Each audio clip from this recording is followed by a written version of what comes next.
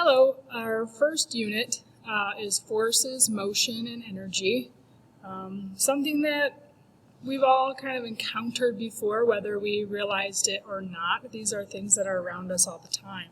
So to begin our first unit, I'd like to just kind of make some connections between these three terms and some videos and some images, just to kind of get you thinking about these three words in a variety of different contexts. So I have two examples here. The first one, example A, you can see in the picture it's like a Lego structure someone built and there's a little car on the top. And you might consider using this yellow sentence frame when you're doing yours. It says the ramp in the picture could connect to the terms. I can connect forces because the ramp is held up by some maybe pillars, and a force could cause the car to roll down the ramp. So I could connect that term force because there's this force here that's holding up this cardboard, and there's another force that might bring this car down. And if the car does go down, well, I would consider that motion. So I could say, and motion because a rolling car has motion. What about energy? Well, I don't think that car is going to start rolling down the ramp all by itself. So maybe if someone were to come along and give it a little push, use some of their energy, it might get that car rolling. So energy can be used to get the car going down the ramp. So maybe like a push from a person. So what you're trying to do is look at the picture or watch the video and then think to yourself, well, where in this picture or where in this video can I connect this word forces? Where in this picture, where in this video can I connect the word motion?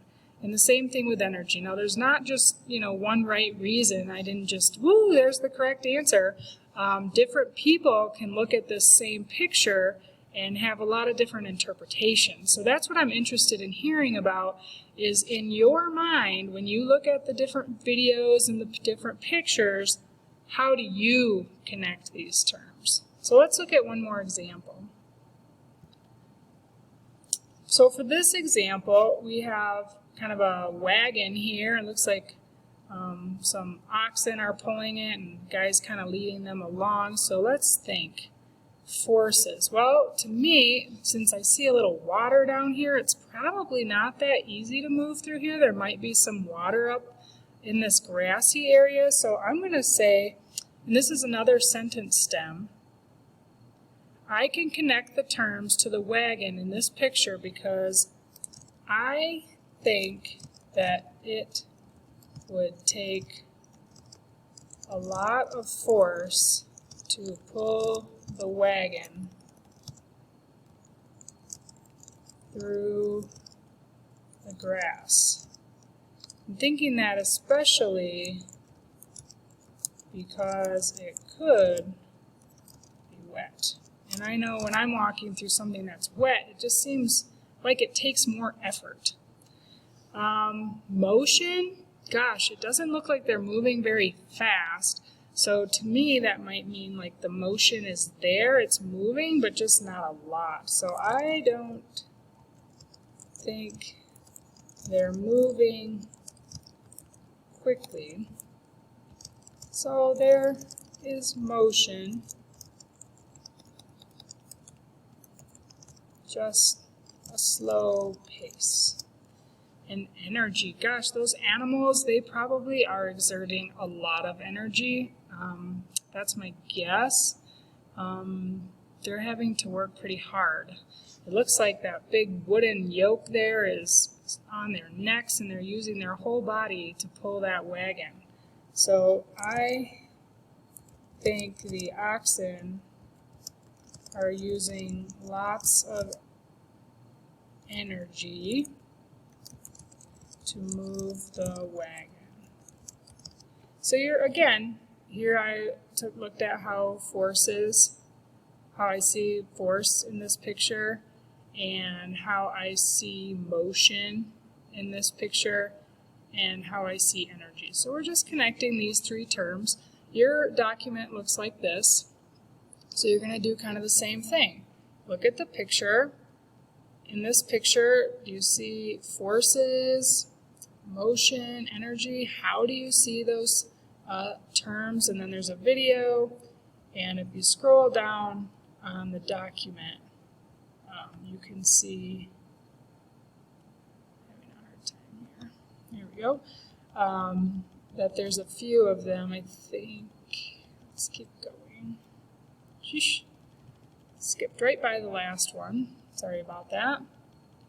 Number 6. So there's 6. So I want you to look at 6, a combination of videos and pictures, and kind of do the same thing I did. And then hopefully your brain is really thinking about these big ideas of forces, motion, and energy. So now it's time to start attaching some definitions to them. And these are definitions that are considered like science definitions. So these words can be used in a lot of ways, but we're focused on the way they would be used like for physics in a science context. So there's the definitions, and I want you to find an image or an example of them after you've had a chance to think about them for a while, and then you're all done.